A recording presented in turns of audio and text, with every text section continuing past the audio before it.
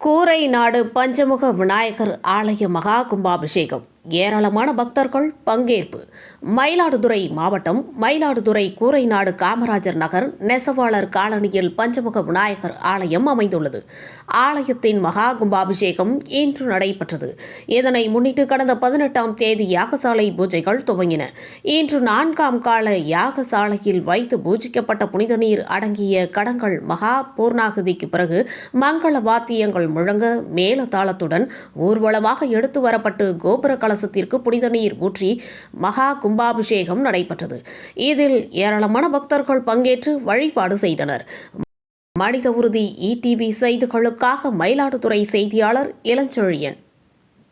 இதுபோல் அனைத்து செய்திகளையும் காண மனித உறுதி ETV சேனலை தவறாமல் பார்க்கவும்.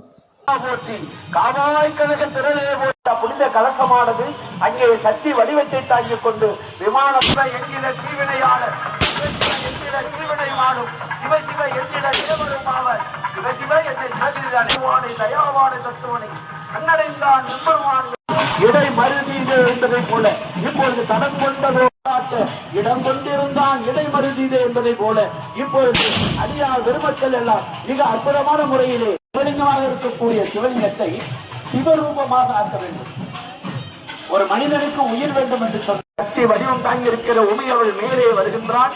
அதற்கு மேலோங்கி இருக்கக்கூடிய மகா என்று சொல்லக்கூடிய தீபாரதனை அங்கே நிவர்த்தியாக அலங்கார தீபாவளியை உங்களுக்கு காட்டுகின்ற போது சிவபெருமான்